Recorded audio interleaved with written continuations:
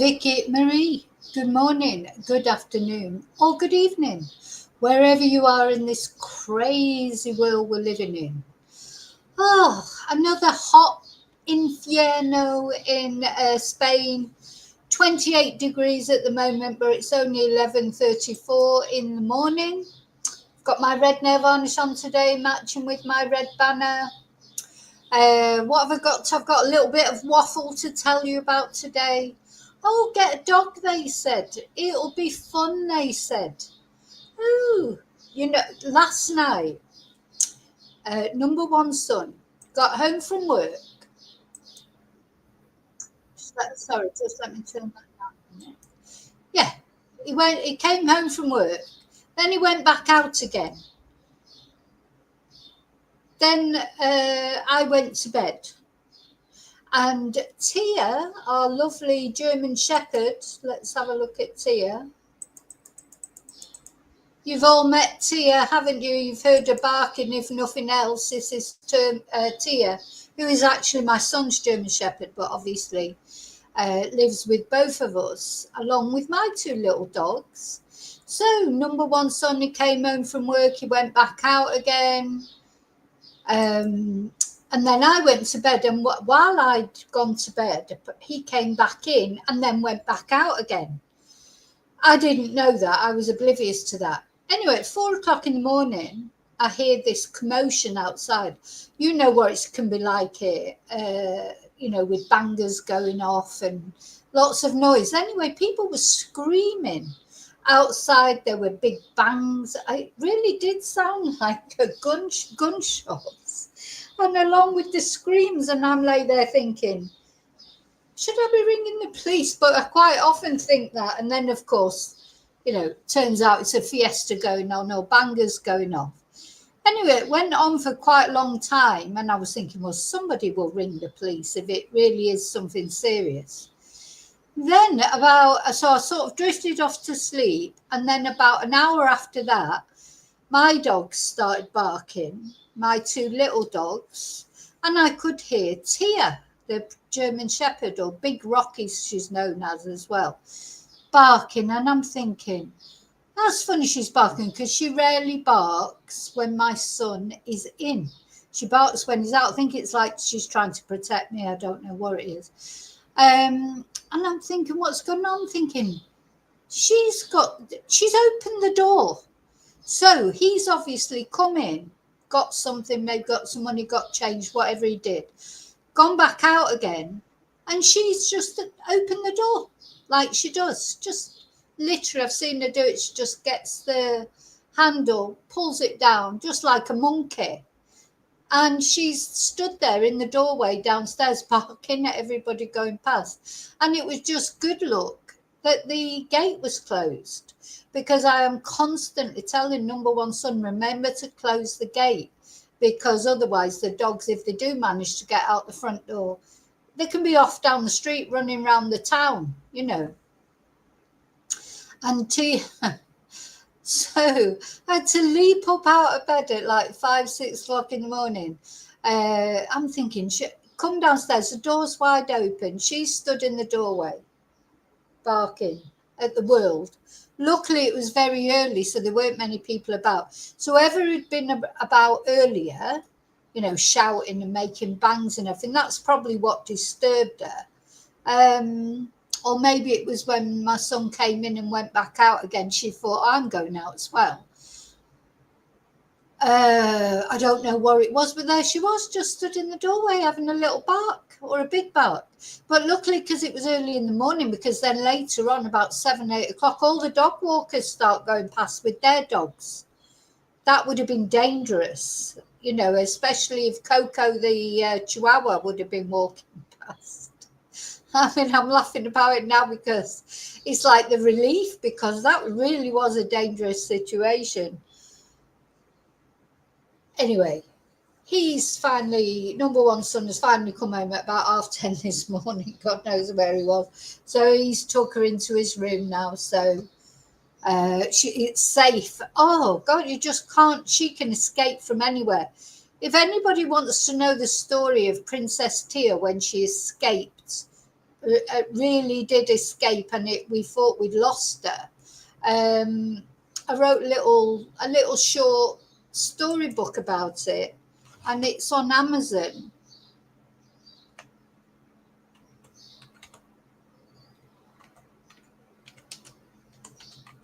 See if I can find it to show you. Now, I think it's available just in English.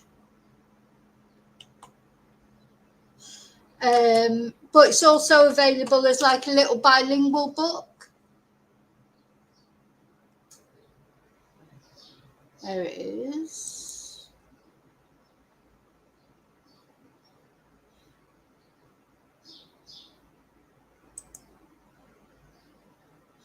Let me show it you.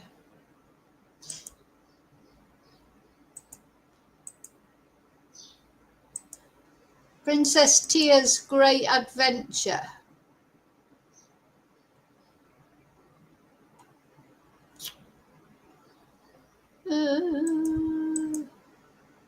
So, Princess Tia's Great Adventure, La Gran Aventura de la Princesa Tia. So it's a dual language storybook for adults and children, and that's so when, look, she looks like butter wouldn't melt in her mouth when she was a puppy. She's so naughty, but she's so good at escaping. And she did escape. She's spoiled rotten. One day she gets bored and decides to escape for an adventure. And honestly, it was traumatic, as you can imagine. So it was like talk about, it was the power of Facebook that helped find her, helped me find her and find it. She'd been taken to a dog refuge. But, oh God, it's a big, long story. But it was very, very scary because we really thought we'd lost her because she was only a puppy, really. She was about 9 months old and she hadn't been chipped yet. We hadn't got her chipped. She is chipped now. So if it ever happened again, God forbid, she would get, brought back to us. But at that time she had no chip. So, I would say, obviously, to everyone, get your dogs and cats chipped because, they do go missing sometimes. They do escape, don't they? So, where am I? Yeah, Mia. Getting all mixed up with what I've got too many windows open, as usual. Too many windows open. So anyway, that was my evening. Yes, get a dog, they said. It would be fun, they said. Oh, God. That just could have, if that gate would have been open, she would have been, I don't know what she would have done. Apart from the fact she could have got lost or got run over, bless her. But she good job that Chihuahua wasn't going past. She could probably open that gate if she really put her mind to it. She can open anything or jump over the wall. She jumped over into the neighbours once over a wall. The height of it, my God. Up on the sunroof, there's a wall, so you can't get onto the neighbour's roof terrace. It's a massive wall. Anyway, she got over it. She got over it once. She's been over there when she couldn't get to us. I don't know. The thing is, you can't leave her on the roof. Like, you'd think it'd be safe up there to leave her. She won't be able to get off it. But she can jump anything. So, you've always got to be careful. She's literally locked in somewhere.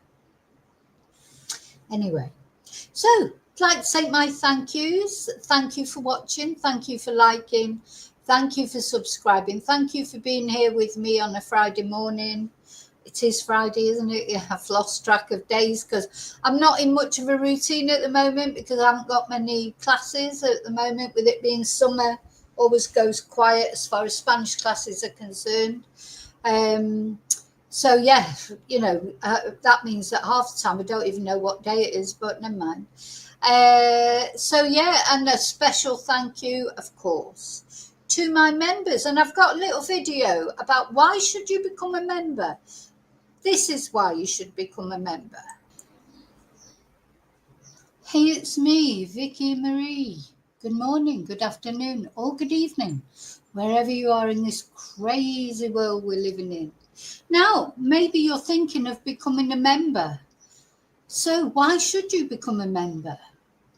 Now, apart from the fact it supports my channel, at the end of the day, the members are the mainstay of my channel and make a big difference to keeping this channel going. The memberships help to pay towards streaming costs, updating equipment, going on location, all those things. Because unfortunately, YouTube do not pay small YouTubers like me a massive amount of money, but it just keeps it going. And it's also a sign to me that people appreciate me, which is a really nice feeling. Also, though, apart from that, every Thursday we have a special members live. Our membership community is special.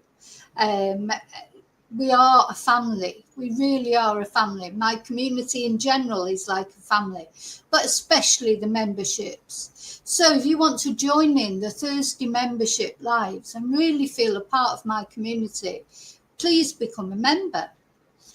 The other thing, of course, is you get to use the members emojis, which I try and change every now and again, especially if we're covering a certain case in a deep way, like we were with the Erin Patterson mushroom murder trials. We had special emojis to use for that. So, yeah. And also, there are special bonuses every now and again at Christmas and special occasions, some things that are offered only to my members, and videos that go out only to my members as well, messages, etc. Some personal things sometimes that I share with my members. So thank you so much for even considering it. Thank you for watching. You don't have to become a member to support my channel. It's just that little step further. If you're thinking about it, I hope that you will join us, join the family on a Thursday live as a member. So thank you. I'll see you really soon. And of course, as always, may your God go with you.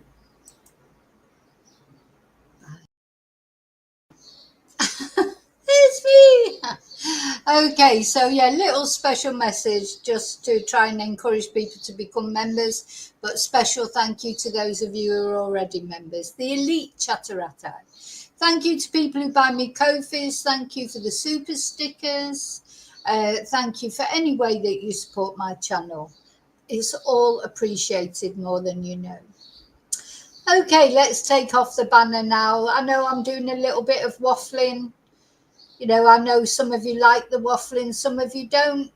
If you don't like the waffling, I will be splitting this video later into the 3 different things that I'm going to talk about and just releasing the videos on their own with no waffle. So I always try and keep everybody happy. So what am I going to talk about today? Well, there's a little update, not much of one, but a little update on Lily and Jack Sullivan over there in Nova Scotia in Canada. A little update on the Idaho 4 and the absolute freak that is Bryan Kohberger, the absolute psycho that he is. And then a little bit of good news at the end about the Hannah Maguire murder trial, where her ex-partner, who originally was saying he did kill her, but it was by accident, and he thought he'd cover it up by putting her in a car, setting her on fire, and pretending that she'd committed, that she'd deleted herself. He has dramatically changed his plea to guilty. So that's good news. That's good news for the family.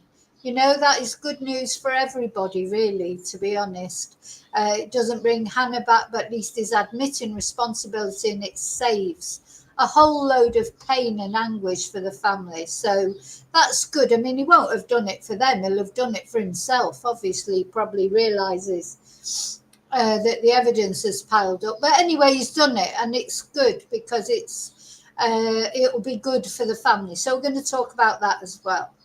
So first of all, hi lovely lurkers, hi loathsome lurkers, but my lovely lurkers, you get a kiss. Hi to replay crew, thank you for watching. And now let's see who's been chatting. Have a look. You brave people that are brave enough to come into the chat. Hi, Julie. Oh, I'm only just surviving, Julie. I still haven't been to the pool. Must go to the pool. Next week, I'm definitely going to the pool. Happy Friday to you, Julie. Hope you are surviving as well. Hi, David. Hi, sheep farming. Hi, Daniel. Happy Friday. Hi, Lily. Lily Paulie. Hi, Joanne. Hi, Joanne. There you go. Lily likes the waffle, so that's good. Yeah, some people do and some people don't. Well, you know what they say, you can't please all the people all the time, can you? So I try my best, but I can't. But hi, Joanne. It's good to see you. Did you get your notification? I know sometimes Joanne doesn't get a notification, but it's good to see you here, Joanne. So we're going to start off. Good, I'm glad you found it. We're going to start off talking about Lily and Jack Sullivan. So let's put their picture up. Bless them. So these two little ones, you know, the more I look into these, how many children just go missing without a trace? You know, like Lily and Jack, I mean, you know, they were at home, in their home in Nova Scotia in Canada, playing in the house. Apparently the parents maybe not taking a lot of notice, maybe in bed asleep, you know, feeling they're in a safe area. I mean, there's a lot of controversy about this case. Obviously a lot of people suspect the parents. It's the mum and stepdad. They also had a little baby. A lot of people suspect the parents, but people have passed, I think they've all passed lie detector tests from what I can gather. They've just disappeared. It's a very remote place where they lived, a bit of a, you know, a bit of a mess, to be honest, the house and the surrounding area. And then there was woodland. And it's thought, did they wander off into woodland? There's a road nearby. Did somebody abduct them? Are the parents implicated? You know, it's one of those mysterious cases. All that we know really is that these two little dots have disappeared off the face of the earth, completely and absolutely disappeared. And, you know, that doesn't happen. Now, there was said to be a child's boot print found, wasn't there? That's something that was said. And so, you know, there have been intensive searches. A lot of people do believe that they are around somewhere, you know, that they had an accident or they got scared, they got lost, and, you know, they are round about there somewhere, and it wasn't foul play. A lot of people think that, and then other people think it's something to do with the stepfather and the mother. You know, I don't know about that, and that's the police's job to establish that, not mine. The only thing that seemed strange to me was that the mother left the very next day to go with the baby, to go somewhere completely different. That, I think, you know, that just surprised me that after just one day of searching, she left the area. But, you know, who knows what you would do in those circumstances. So, you know, she maybe needed support. Then it's said that they're not speaking, like she's not speaking to her partner, the stepfather, but he says he's passed a lie detector test.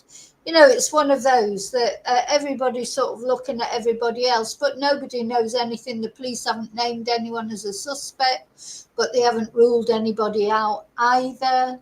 You know, it's one of those cases, and the only thing that we're sure of is that these two little ones, where are they? And they've been missing quite a long time now.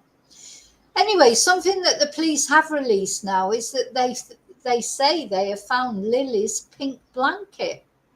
And that's what we're going to look at.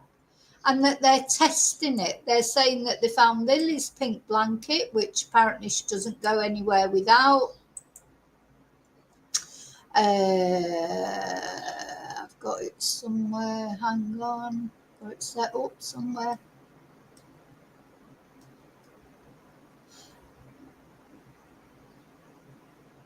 Yeah, let's have a look at this.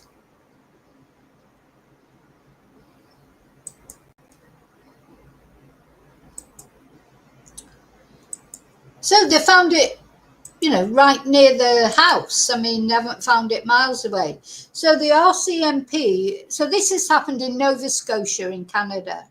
So the RCMP give an update on the missing Nova Scotia siblings, including the discovery of a pink blanket. And they said our collective efforts will continue every day till we determine with certainty the circumstances surrounding Lily and Jack's disappearance. So here they are. Lily is the oldest sibling. I think she's 6 and Jack is 4, if I'm not wrong. And they were playing together. And it was more than 2 months ago. So it's an awful long time ago. I mean, these children will not have survived if they haven't been abducted, and hopefully if they have been abducted, they could be safe somewhere.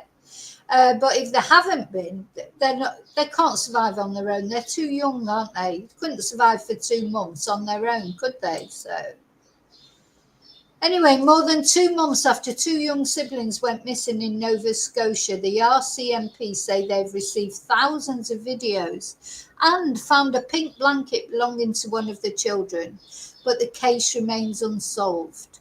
The investigative team in the Northeast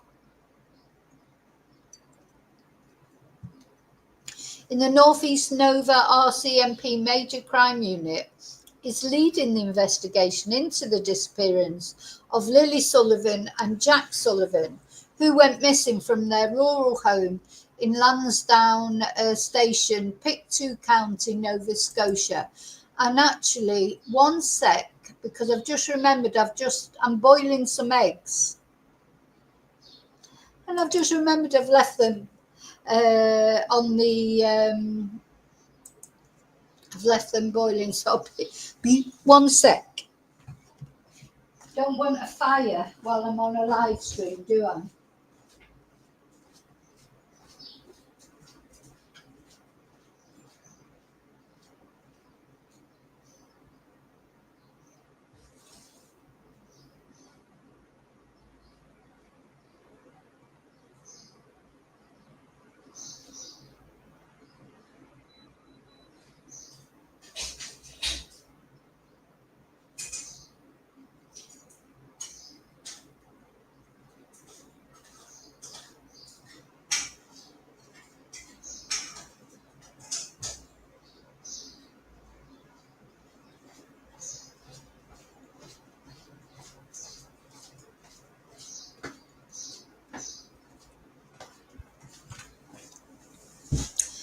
I'm back. Now, that would not be the first time that I'd left something to burn while I was on a live stream, because once I get talking, I forget. So let's go back to this. Yeah, once I get chatting, I forget that I've got something on the stove or whatever. So our collective efforts will continue every day until we determine with certainty the circumstances surrounding Lily and Jack's disappearance. Oh, it's a double L for Lily. I need to change that on my title. Sorry, I'm just going to title that. Change that title slightly. If I can, I don't know if I can change it once I'm in the middle of it. Hang on.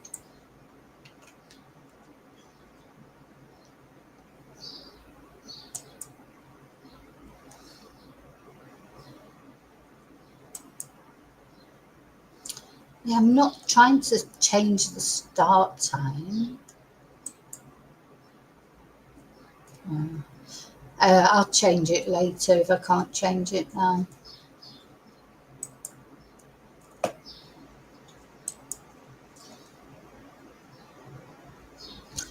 Oh, great, I can't get it off the thing now.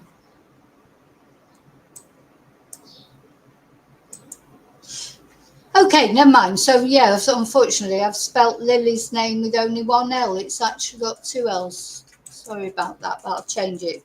So, Lily 6 Yeah, Lily 6 and Jack 4 were first reported missing on the morning of May the 2nd this year by their mum and stepfather, who believed the kids disappeared while they were still asleep. The stepfather looked for them in neighbouring roads as the mum called police that morning.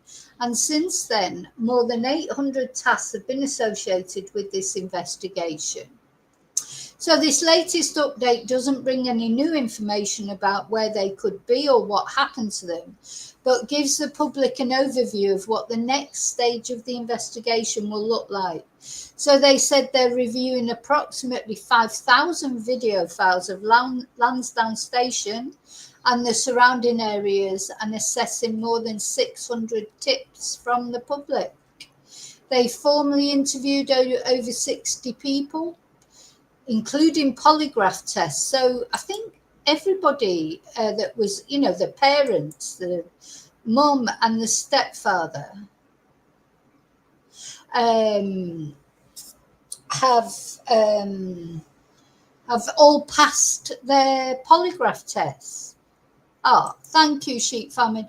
Yeah, I did do a video about that yesterday. Thank you so much for the super chat. I did do a video about that yesterday. Let me put my thank you up, say thank you. Maybe you missed it. Thank you. Thank you. I'm going to put the link in to the video that I did yesterday about it. You must have missed it.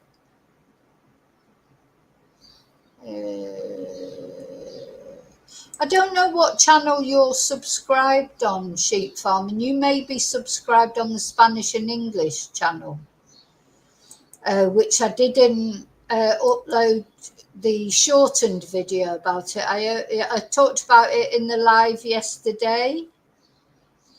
Let's have a look. But I did just post the individual video. Yeah, I'm gonna put the link in the chat. And yeah, but thank you. Yeah, he did. Yeah, he did pass away. He did. This was the video that I did about it. Ah, you subscribed on this channel. Yeah, I did do. I did talk about it, but yeah, it's very sad actually, and not sad about him dying, of course, but that Peter Falconion's body has still not been found.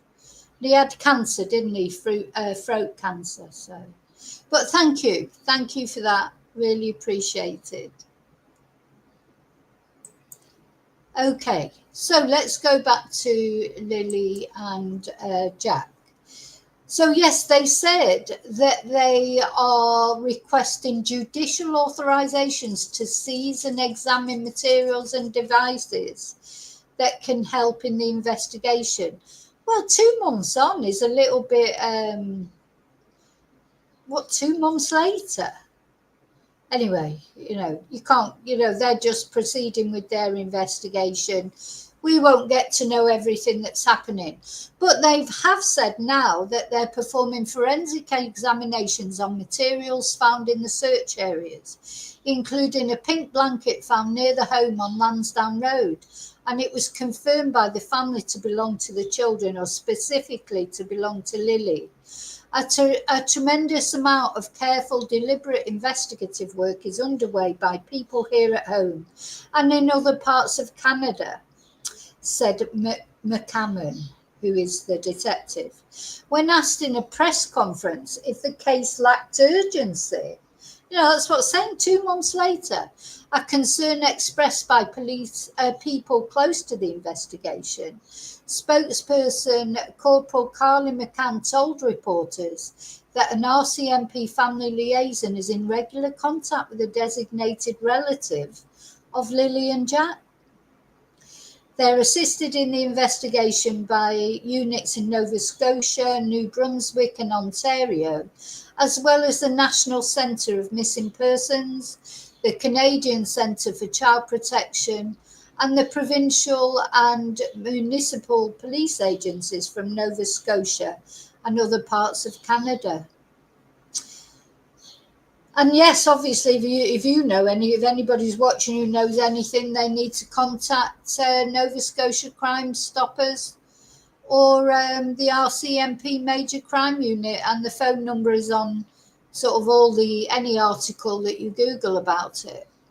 But yeah, bless them. I mean, where are they? I mean, you do feel that they have, come to harm one way or another. Hi Moonbeam, hi Skits. Exactly, Moonbeam. Why have they left it 2 months to do all this? It just seems like they're saying lack urgency. Are they not thinking? Are they not thinking it is urgent? Of course, then there was those rumours by that horrible YouTube channel that I've just then I realised who he was. That Joseph Morris saying, that man that supposedly knows the family said that the children had been taken by the mother, and they were fine, taken away by the mother. But, none of that has been proven, of course. So, I don't know. I just don't know. It's 2 months, to suddenly now be doing these forensic tests. Shouldn't they have been doing that? I'm sure they have been doing it, have they? It's like, let's see if I can find the actual. I don't think I could find the actual press conference.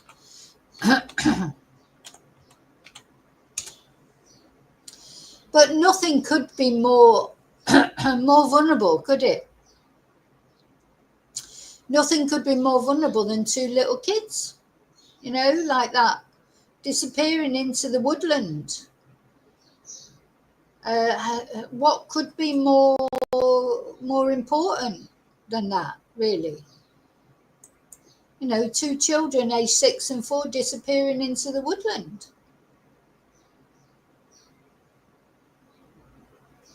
I can't find any press conference here, but anyway, that is basically the update for what it is. It's not a great update, is it, really? But at the end of the day, at least the police are saying, they are doing something. You can't help but have a bad feeling. You want to feel hope for these kids. You want to feel hope. My best hope. I hope the mum has taken them away somewhere or got someone to take them away somewhere. I really hope they have.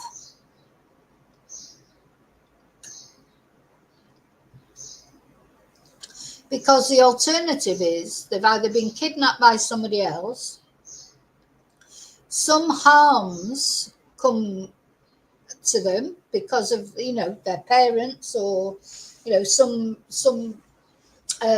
who knows their parents, or someone who knows them, or somebody who was just passing by, maybe saw them playing. So these are the worst case scenarios. So the best case scenario, or that they've got lost in the woods and been attacked by an animal, or got scared and hidden, and then they've died. Because they would, no offense, but they would if they were in that expanse of wilderness or woods or whatever. And there's water there as well. Did they fall into the water? These are not good case scenarios for 2 months later. They're not going to, a 6-year-old and a 4-year-old are not going to survive out in the elements for 2 months. So, unfortunately, the best case scenarios that they've been kidnapped, really, the best case scenario by a family member, not by someone intending ill harm to them. But the more I've been looking into a case that I'm going to cover in some depth shortly, because it's a 10-year anniversary. Another child who went missing from a campsite and, just disappeared and has never been found. And suspicion fell on the parents, as of course it always does, but also other people that were at the campground. And 10 years later, it hasn't been solved. It'd be scary to sort of think of a Lily and Jack becoming a 10 years later not being solved case. It's awful to think about. I don't think there was an Amber Alert. I really don't think there was. Let's see if I can find out. See what... Sometimes Wikipedia is good for a good... So they were reported missing on May the 2nd. I can't see... Like, they're saying there's no evidence of abduction. What does Wikipedia say?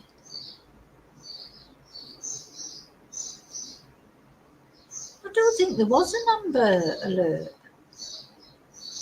There's a reward of $150,000 for any information that is deemed to be of investigative value. That's a big reward, isn't it? Money can make people talk, especially there is talk that there's some drug sort of involvement with the parents. Again, a lot of it is rumour. I don't know if that's true or not. But people in that sort of environment, $150,000 would be a big incentive to talk. That's being offered by the government of Nova Scotia. So don't forget, they hadn't been at school. They were kept home from school on Thursday, May the 1st and Friday, May the 2nd, because Lily had a cough. And then they didn't go to school on the Wednesday, April the 30th, but that day there was no school. So they hadn't gone to school that day because there was no school. It was a development day for teachers. And the last time they were seen in public with all the family is on CCTV on May the 1st, the day before their disappearance. But from what I can see, there was no... why was there not an Amber Alert, I wonder?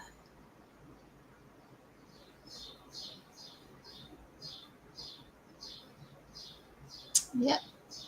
No. So no Amber Alert. The police are not saying that. They are saying there's no evidence of an abduction. But the thing is, if the parents did do something to them, they've still had to dispose of them somewhere. So there's got to be some sort of data, either CCTV or phone data, to show them going places to get rid of the bodies, if that's what they did. But there is no evidence of that, and apparently they've passed a lie detector test. But of course, a lie detector test does not mean everything, does it? Quite often people pass lie detector tests who are lying. So, very strange. You're welcome, Skits.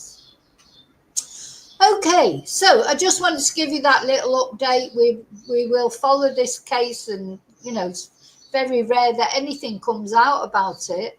We want a good result. You never know, we may still get a good result. We have to keep hoping, don't we, that these two little ones, maybe they have been abducted by the mother. I hope they have.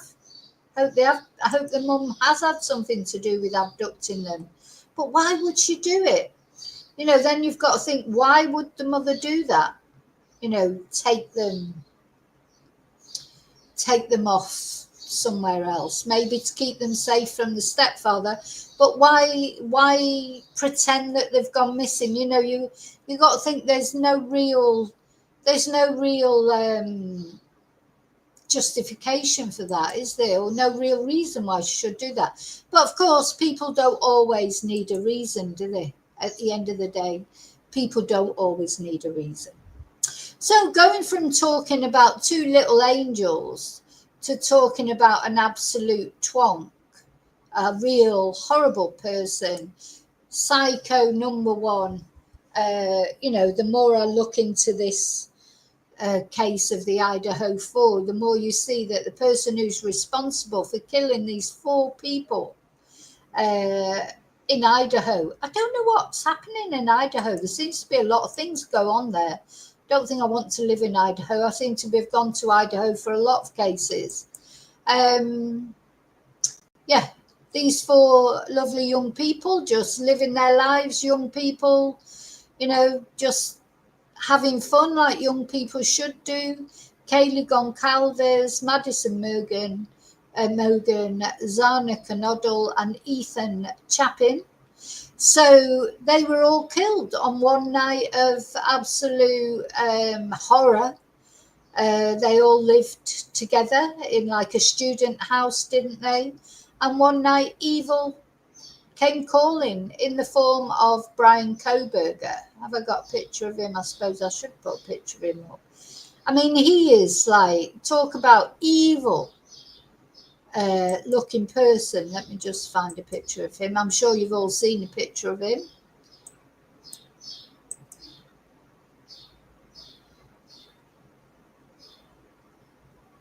Now, Bryan Kohberger, of course, he's got his fan base of the Bryan Kohberger Fruit Loops, who thought he was innocent. God, I thought I had a picture of him somewhere. I've no idea where the pictures are of him.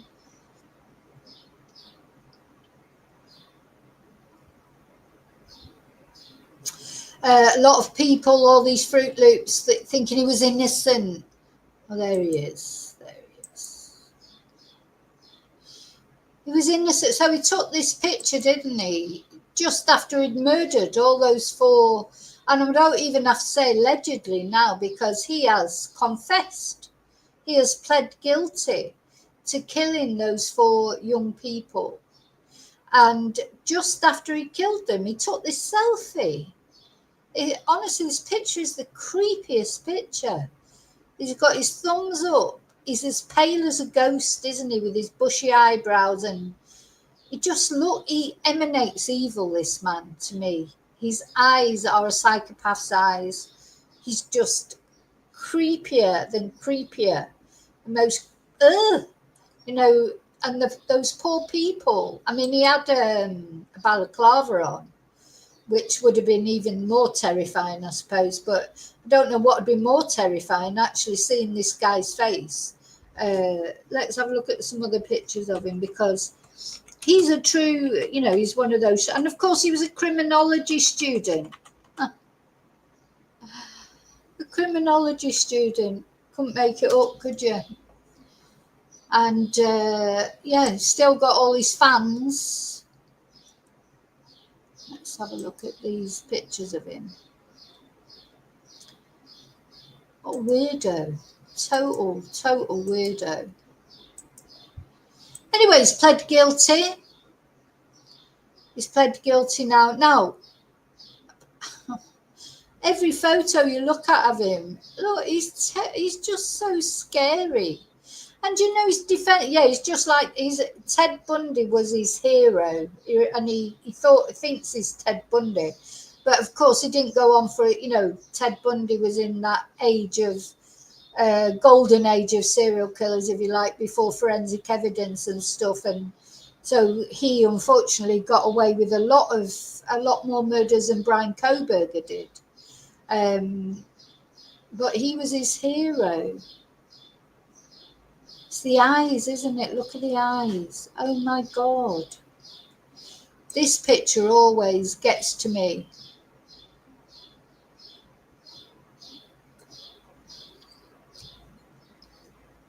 And his defense lawyer, who will have known right from the beginning that he was guilty of murdering these young people, you know, they were going to try, their defense case was really just trying to claim that other people had done it. She was always laughing and joking with him. I don't know how she could even sit with him. I mean, look at his eyes there looking at her, knowing what he'd done to those 4 young people. I cannot bear these defense lawyers. I honestly can't. I know everyone's entitled to a defense, but, you know, just... Anyway, at the end of the day, he has admitted what he's done. Thankfully, again, at least he's spared. the family. I think the families, because of course you talk about 4 different families here, because 4 different victims. I think there was sort of mixed feelings originally, like they want him, because he's not pled guilty to save the family's feelings. He's pled guilty because he's frightened of the death penalty. So all the things he was claiming didn't work, did they? He said he was autistic. He was going to use the autistic defence. That didn't seem to work out for him. Then I think they were going to try and cast aspersions on other people that might possibly have done it, cast doubt on the evidence, etc. Anyway, that didn't work, did it? So I think finally he's realised that he's going for he's heading for the electric chair or lethal injection or whatever, and he's got no chance of getting off with it. So that's why he's pled guilty, so that he doesn't get the electric chair, not because he wants to save these families' feelings. He's a truly evil man, this real true psychopath. Just pose for that picture with his thumb up, smiling. He looks sort of sated, doesn't he? Anyway, so of course a lot of people are thinking, what was the motive? You don't need a motive, do you? I mean, a psycho like that doesn't need a motive, but it is thought that maybe he was aiming for one of those girls and the others were just almost collateral damage. But, it's not been, maybe that will come out at his sentencing, or maybe it will come out soon. So as I say, the families have had mixed feelings. Some families, I think, are glad they've not got to go through a trial. And then I think others of them are angry that he's going to escape the death penalty. That's, it's not for me to comment on that, because they're the ones going through hell. I mean, this is a case to most of us. We're talking about discussing it, but these poor families, they're waking up every morning dealing with the reality of what's happened to their young person. And that they're never going to get them back again. Whether Bryan Kohberger gets a death penalty or not won't bring them back. It's terrible, isn't it? Anyway, the news, a bit of an update about this, is that the gag order has been lifted. So there was a gag order on this case, and the judge has lifted it. Having said that, there are still quite a lot of things that are still sealed. And the things that are sealed are going to remain sealed. So let's just have a look.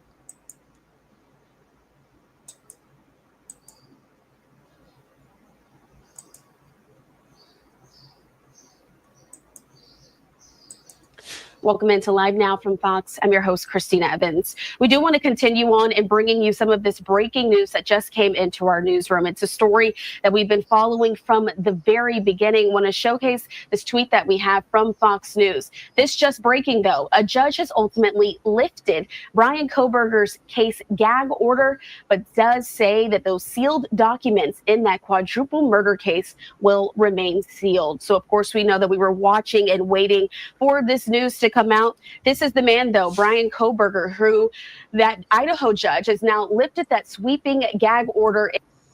God, I mean, he truly is chilling, isn't he? Quite often people do look like, quite often there are people who don't look like what they are, don't they? We've looked at cases where it could be the person living next door to you. You would never suspect anything. But I think there's something about this guy. I think he gives you chills just to look at him. And, again, I've heard rumours about his family. There's something strange about his family. There's thoughts that maybe his parents knew and were covering up for him. So that's maybe something I'll look at in a different video. But, because you always feel sorry for families, don't you? Because you think, even the families of the perpetrators, you think, well, they haven't done anything and they get all this. But there is a lot of talk that maybe Bryan's mum and dad knew something about this, that he confessed to them.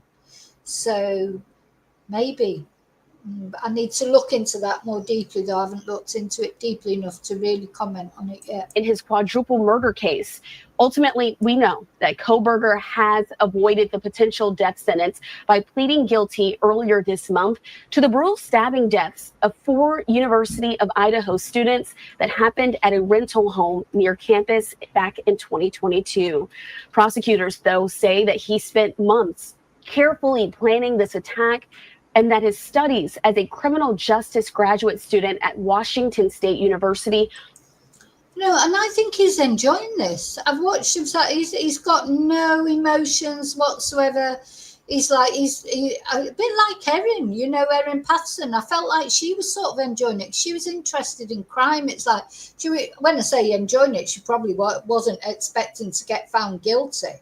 But he sort of sat there, he's sort of enjoying the whole event, all the attention. He'll be getting fan letters from these Fruit Loops that write to these psychopaths. He'd just be loving it. And then that bloody defence lawyer, she looks like she's loving it as well. She can't stop smiling. She's laughing and joking with him. You just think, for fuck's sake, have a bit of thought for these families, what they're going through. Don't make it look so enjoyable, for God's sake. Sorry, I could feel myself going on a rant there. Thank you, Joanne. That's very kind. Oh, you're right, so kind. Thank you. Let me play my thank you thing. Yeah, I nearly didn't see that because I was just about going on a rant about these people enjoying these cases. It's not entertainment. It's like, is she, because it's a high profile case, is she like, oh, I'm defending Bryan Kohberger,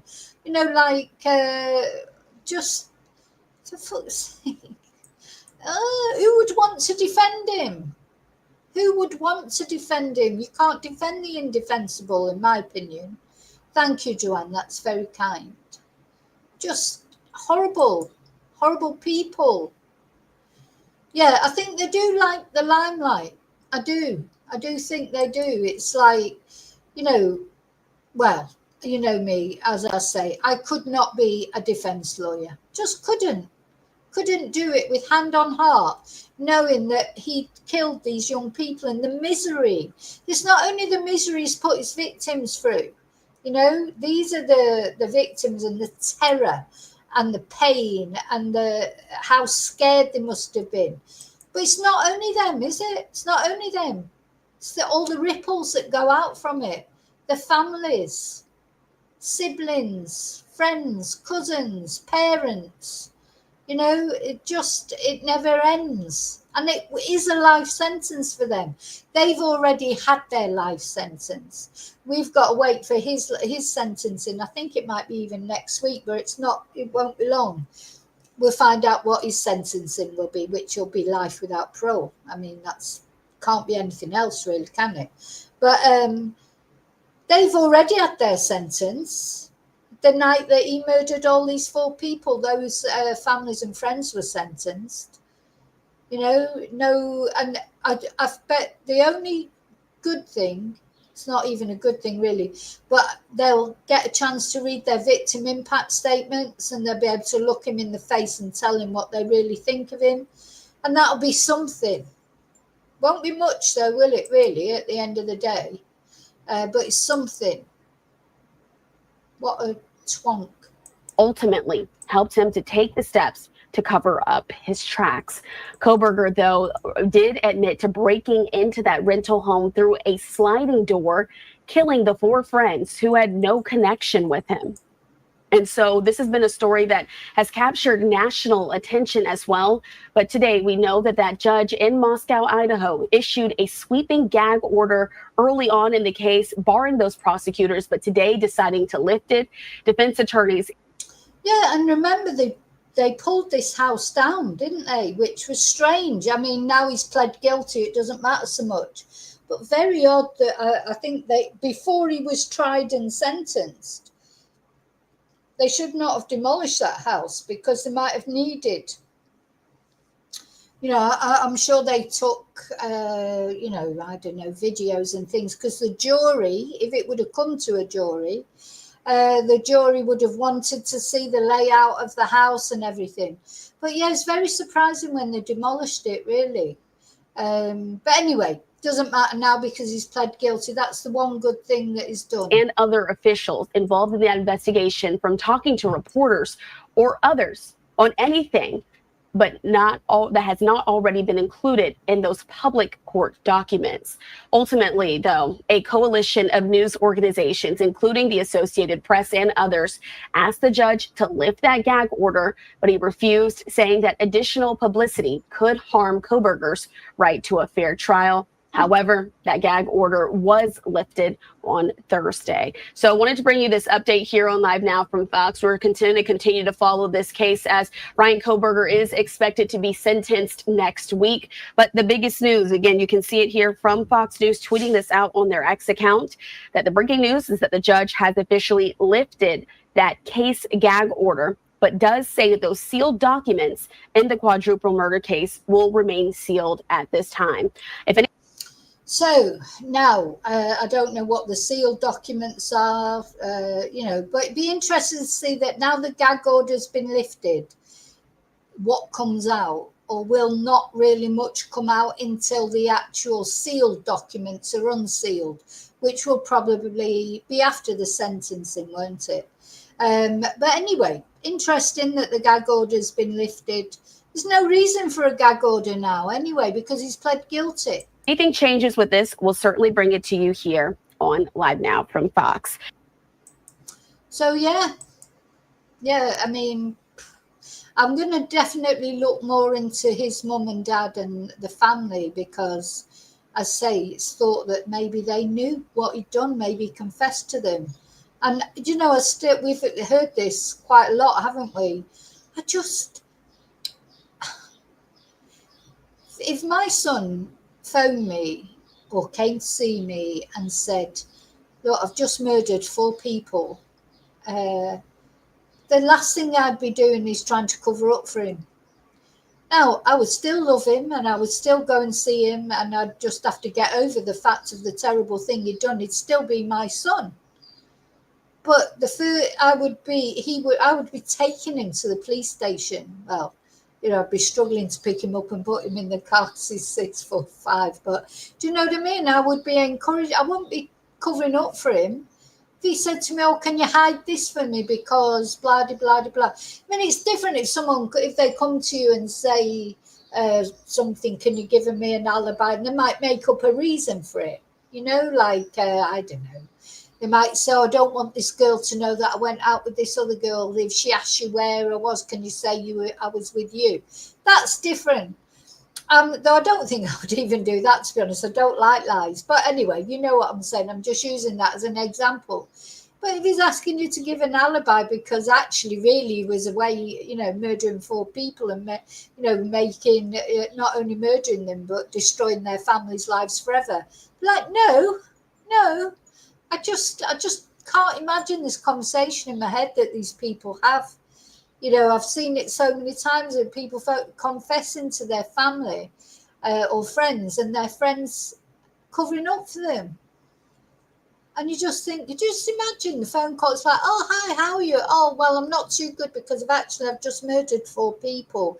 But can you give me an alibi? Or can you come and help me just, you know, clean up? Or can you come and help me dismantle? I mean, with Lindsay Quay, poor Lindsay Quay, her husband Mitchell killed her and phoned his brother, Elliot, who was a butcher, and asked him to come over and help him dismember her remains and distribute them all over Southport. Just what? And that brother is out now, free. Just terrible. He should have got the same life sentence to me, because he may not have killed Lindsay, but the fact that he covered it up and made Lindsay's parents suffer. And in fact, Lindsay's brother actually unalived himself because he couldn't cope with what had happened to Lindsay. So these people that cooperate with killers, you know, and try and cover up for them, And it shouldn't pervert in the course of justice. It should be a stronger sentence. It should be a life sentence in these cases, because it's just terrible. It's almost even worse, because Mitchell killed Lindsay in a fit of, I don't know, jealous rage, or because she was leaving him, and and I'm not exonerating that, but at least it was in a moment, not somebody coldly being told, getting every opportunity to go to the police and tell them and saying, oh yeah, I'll come and help you chop her up, like foul people, terrible people. Hey, Bluebell.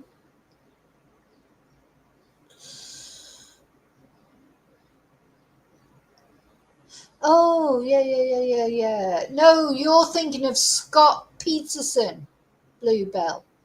That was Scott Peterson. Yeah, she's his sister.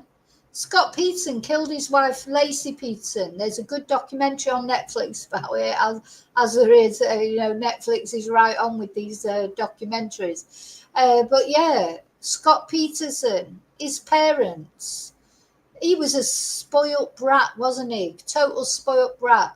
And when Lacey was 9 months pregnant, wasn't she? She was just about to give birth. In fact, she gave birth.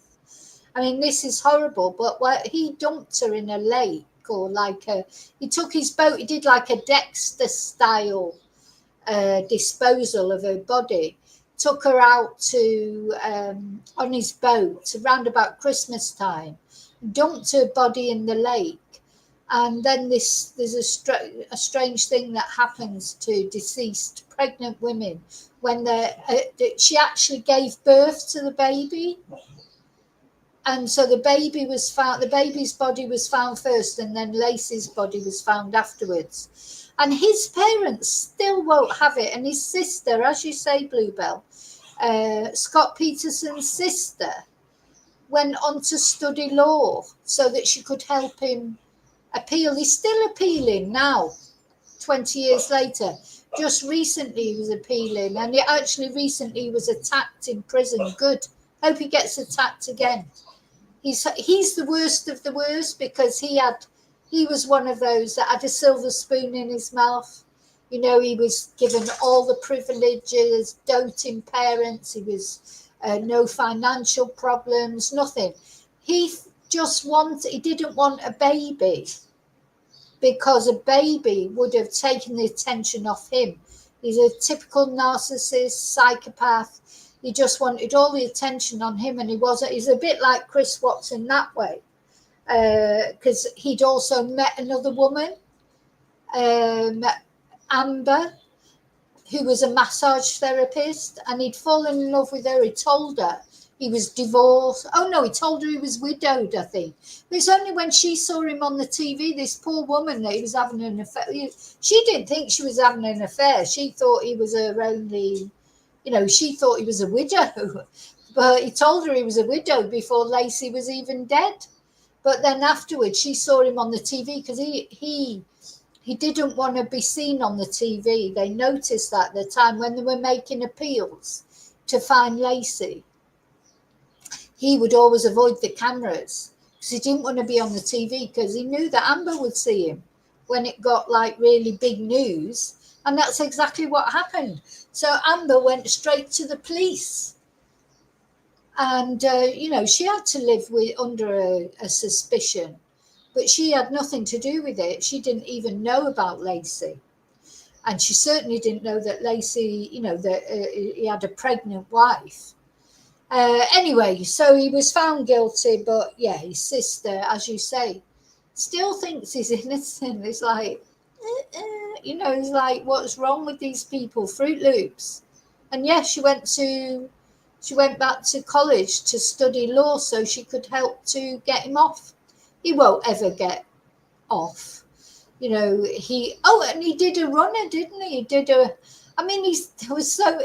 runner. He dyed his hair blonde. He was on the way to Mexico when he was finally arrested.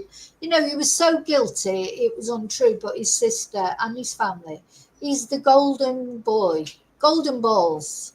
You know, he couldn't do anything like that. You know, it's that terrible Lacey. You know, something, she must have done something wrong. She must have killed herself and thrown herself in the water or something. But anyway.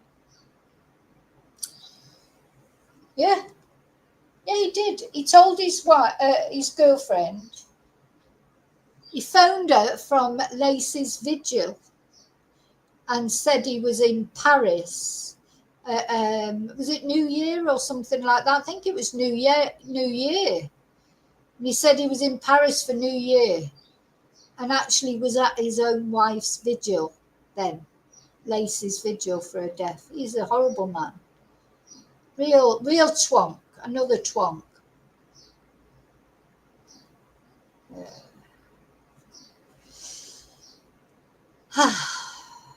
Lacey, his wife was called Lacey. Okay, now I'm just going to go and get a drink. I'll be back in a sec. So that's the latest story about the psychopath, Bryan Kohberger. And now we're going to have a little bit of good news because we're going to talk about Hannah Maguire, who's a case that we've been looking at. And this is a case of this beautiful girl, Hannah Maguire, from Ballarat in Australia. So this case, remember, with Samantha Murphy, which has all gone quiet, hasn't it? The Samantha Murphy case again. They expect it'll liven up when the court case comes up, but it's not till next year. But, you know, no sign of finding a body yet. But around that time, in those first 3 months of the year in Ballarat, 3 women were killed, one of which was Samantha Murphy. Another one was Hannah Maguire, who was killed by her boyfriend. And let's have a look at him. I suppose, you know, talk about, you know, I just don't know what she saw. To me, with Hannah, I think Hannah met him when she was young and she got involved with him. And then she outgrew him. And then he wasn't taking that lying down, was he? Like, you don't leave me. You know, even though you can just tell by looking at him. I'm sorry, but you can. You can tell by looking at him he's a twonk. You know, and she didn't want to be with him anymore. She outgrew him. She decided she probably found it attractive. He was a bit of a bad boy when she was 18, 19, like girls do. And then when she got into her 20s and her life started to take off. She started studying.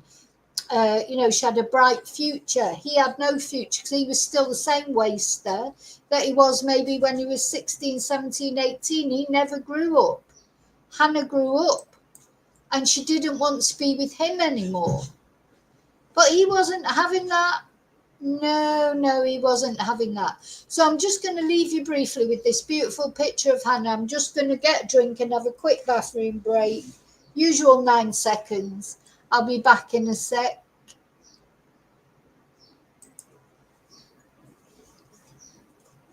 Actually, no, I'm going to leave you with her picture, not the be right back. I've got smaller ones. There you go. Oh, no, I can't put them both on at the same time. I haven't quite worked that out. So this is Hannah. And very sadly, Hannah's been taken again from this world, from her family. The world needs people like Hannah, not like that idiot.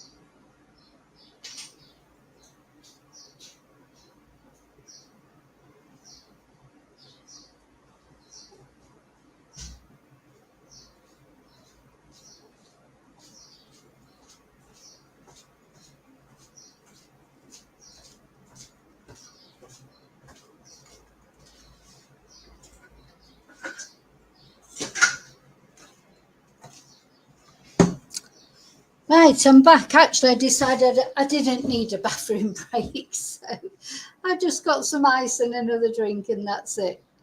So, yeah, poor Hannah. Anyway, originally, as I say, he said he admitted he'd killed her, but he said it was an accident. But then, after that accident, of course, he took her body out in the car, set fire to the car with the body, and then also texted her mum and tried to make it look like she'd taken her own life. So you can imagine, I don't expect that went down very well with the jury, you know, when he was saying, oh, yeah, it was an accident. It was an accident. Anyway, apparently he caused a big stir in court, because court case is going on at the moment, and he's changed his plea dramatically. And well, do you know what? If there's one good, I mean, he won't have done it, as I said, I doubt very much he'll have done it for her or her family. He'll have done it for him. Perhaps because he's realised he's not getting away, nobody's believing him anyway. Maybe he's hoping he'll get lesser sentence because he's changed his plea, and possibly he will. But let's have a look at, I've just put some windows down and we'll have a look. So yeah, it was really quite dramatic, this. Apparently in the courtroom, people started clapping. And you know, it will be a relief for the families, because you know, to have to go through, you know, they'd have to look at photos, you know, it'd just be awful what the family would have to go through, and for him to plead guilty is a good thing. Let me just change this picture up here as well. Actually, it is a good thing. I mean, it would have been a better thing if he would never have killed her, of course, in the first place, wouldn't it? Sorry, I'm trying to change the little picture up at the top. There she is. Yeah, would have been better if he just would never have killed her in the first place. But, of course, you know, we can't turn back time, unfortunately. But at least he's admitting to it, and that will make a big difference. Let's have a look. So we're going to have a look at a couple of videos about it.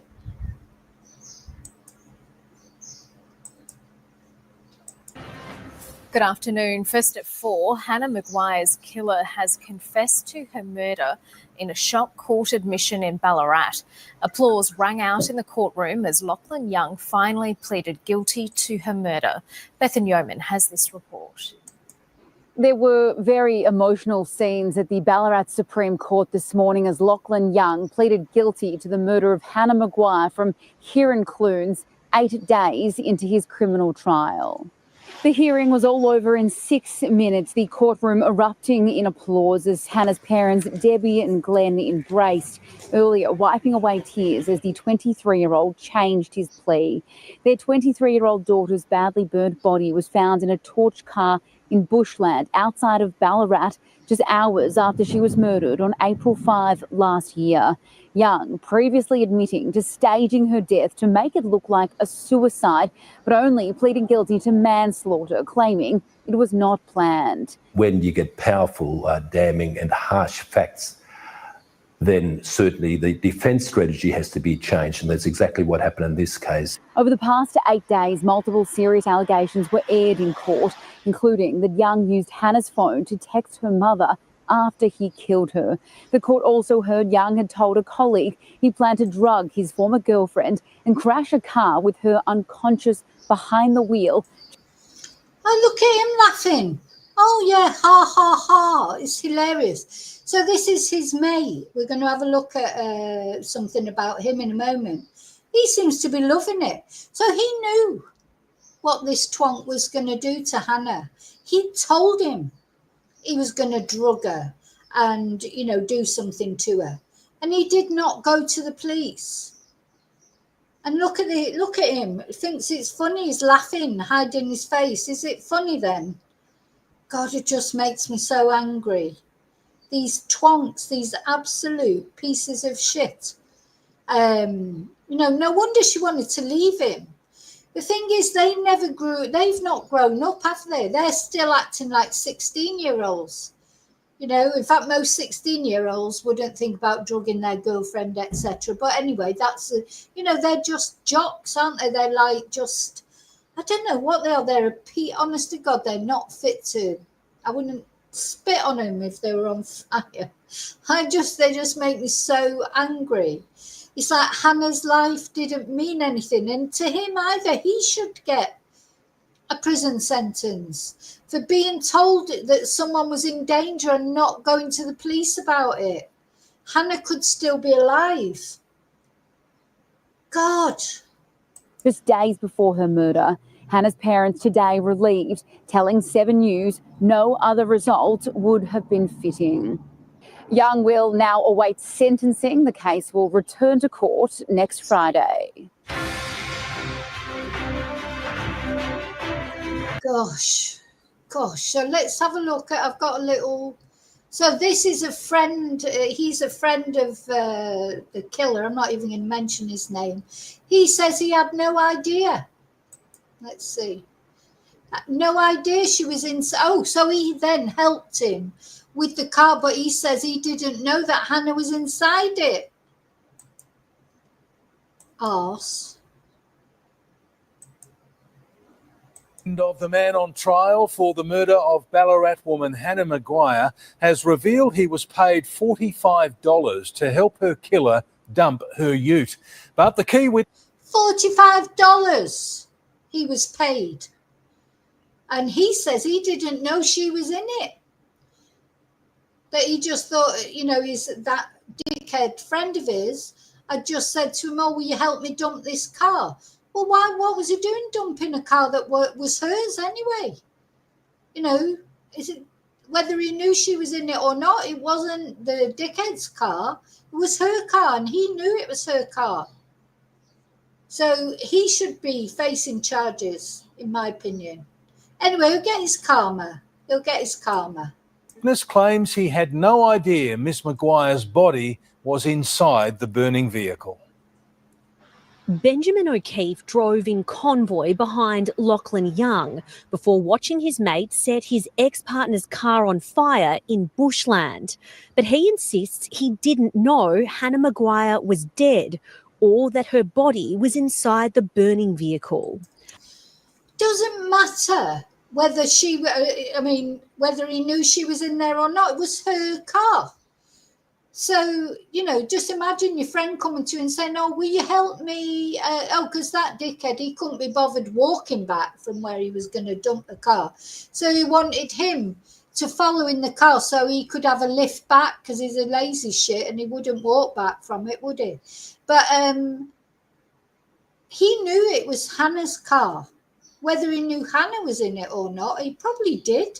Don't forget, this guy had said to him he was going to drug Hannah and do something to her. So he probably did know that Hannah was in the car. But whether he knew Hannah was in the car or not, it wasn't the dickhead's car. It was Hannah's car. So if my friend turns up at my door and says, oh, I'm just going to go and set fire to my husband's car, whether I know the husband's in there or not, I'm just going to set fire to my husband's car. Will you come and drive behind me and bring me home after? And I'm going to go, oh, yeah, of course you were. Of course I am. I mean, they weren't even husband and wife. They had, independent cars. I mean, it's just so ludicrous. Can't even believe that I'm having to discuss it. This guy, he's just as bad as dickhead. He's just as bad. Hope he's facing some charges. And I hope he faces some karma. And I think if I was Hannah's parents, if I was Hannah's mum, I tell you, you'd have to watch out for me. You'd have to be looking behind him. That's for sure. Because I would be fuming at him. And I wouldn't let him get away with it. I would face him and have my say. Today, Mr. O'Keefe was questioned as a key witness in his... Hello, he's laughing. Doesn't, oh my God, I hope somebody sorts him out. Honestly, I do. I'm not recommending violence, But I hope one way or another he gets made to see what he's dickhead too, isn't he?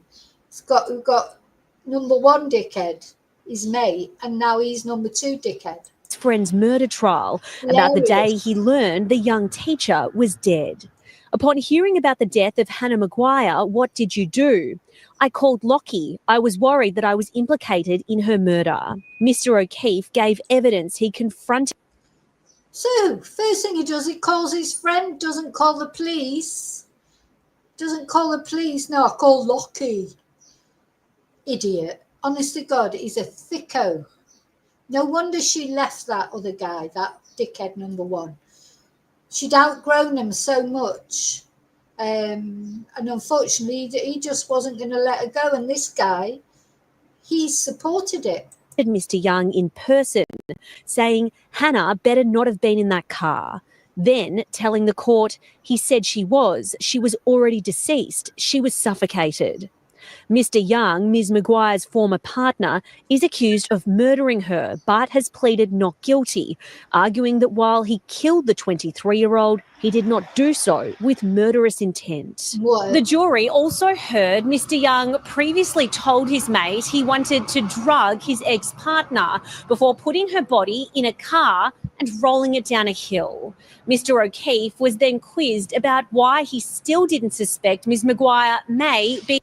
Oh, when someone says that to you, don't you go straight to the police? You think of somebody you knew who said to you, not only, look, people talk about their ex-partners and they say, oh, I hate them or this, that or the other. When someone actually says to you they're going to drug them, put them in their car and roll them down a hill, you go straight to the police, don't you? That's what you should be doing. Gosh, I think he might find that somebody's waiting for him one night in a dark alley. In the car that he saw being set alight. So even though 2 days before there's this conversation about scaring Ms. Maguire, it didn't even enter your mind that she might be in that vehicle? Yes. Estelle Greypink, 7 News. State of it. Gosh. Just makes me so mad. That didn't even think of that girl or her parents, Awful. Anyway, it is good news that dickhead has changed his plea. He's pled guilty. It's just a question now. I'll be interested to see what the sentencing is. Very interested, same as with Erin Patterson, another Patterson. Because I don't know much about Australian sentencing. Oh, I'm just going to play this actually. I forgot I had this. This is an audio one that I wanted to play.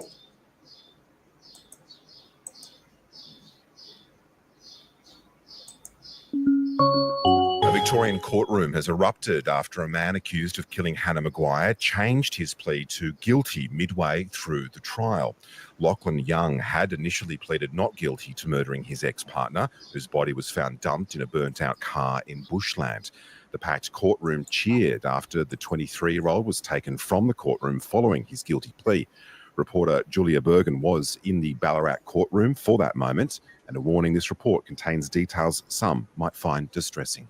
Julia, just take us through the details of this case.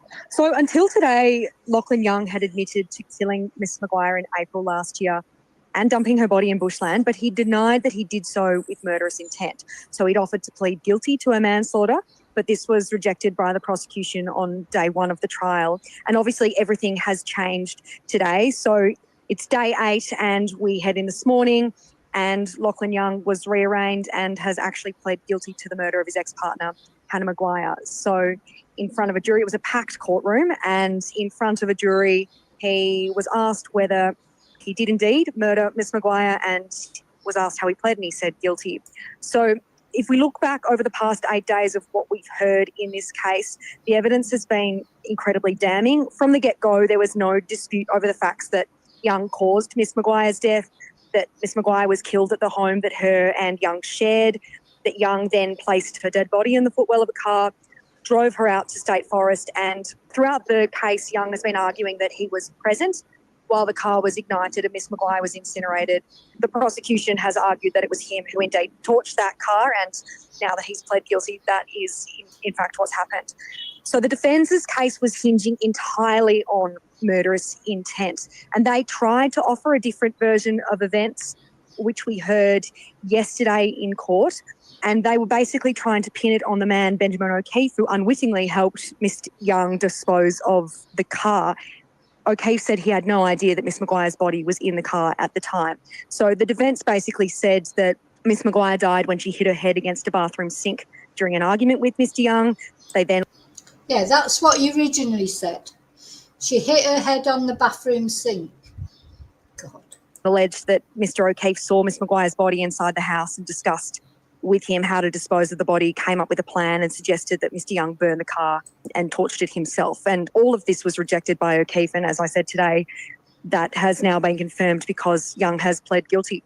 What was that moment like in the courtroom when he entered a guilty plea? Yeah, it was, I mean, the court was incredibly still and incredibly packed. It hasn't been like that all week. There's been quite a lot of people coming in and out of court, but today there was people standing right up to the edges. But when that jury was brought in today and Mr Young was asked how he wanted to plead and he said guilty, the court breathed a sigh of relief. He was then taken out and it erupted into cheers. So there was a lot of tears, a lot of hugs, and coming out of the courtroom, everyone was clearly relieved. Reporter Julia Bergen in Ballarat. And if you're in an abusive situation or know someone who is, call 1-800-RESPECT. That's 1-800-737-732. And if it's an emergency, call 000. So, yeah, a little bit of good news, I suppose, to finish on. Just good news that he's saved the family the torment of carrying on with the trial. And he's pled guilty, and let's hope he gets a really big sentence. So, okay, that's the 3 cases I wanted to talk about with you this morning. Lily and Jack Sullivan, Bryan Kohberger and the gag order being lifted, and then, of course, Hannah Maguire's murderer pleading guilty. So I'm going to say a little prayer for all those people, the Lily and Jack, of course, though we don't know what's happened to Lily and Jack yet. Of course, of all 4 victims of Bryan Kohberger, Kaylee, Madison, Zana and Ethan. He's pled guilty again. We're waiting his sentence. And the same with Hannah's killer, her own partner. Just awful, isn't it, to think that you could be so cruel to someone that once you loved, that you cared about, if he ever did. I mean, he's a bit of a tosser, isn't he? So maybe he didn't really care about her as much as he cared about himself, eh? So anyway, I'm going to go and, I don't know, have a cold shower, I think. It is so hot. It's now 30 degrees. It's horrible. I'm going to have a salad. And then I'm going to have a nap, probably. I just spend all my time either in the shower or sleeping. It's just like too hot. It's too hot. It's too hot. All your makeup ends up sliding down your face. It's like, starts off all nice and then it ends up all down here. Okay, so listen, thank you for caring about all these people that we've talked about. Yeah, and I will let you know, of course. Sorry, I was trying to take that off. I'll let you know any news that I get about any of those cases or any other case that we're following. And yeah, we'll look forward to the sentencing of Erin Patterson, the Mushroom Queen. The sentencing of Bryan. But we've had quite a bit of justice this year, I think. So, let's hope that we get a similar amount in the sentencing, because that's important, isn't it? So thank you so much for watching. I'll see you really soon in the next video, as always. I want to say, oh, hang on, I'm back in the room. Just a special thank you as well. Thank you to Sheep Farmer, sent a super sticker, thank you. And Joanne, who also sent a super sticker, thank you so much. But thank you to all of you for watching, liking, subscribing. Where's my banner to put on as I finish off? Put my little, got all these banners to put up. Yeah, don't forget to like and subscribe, and I'll see you really soon in the next video. Thank you so much. Till I see you again, may your God go with you. Bye.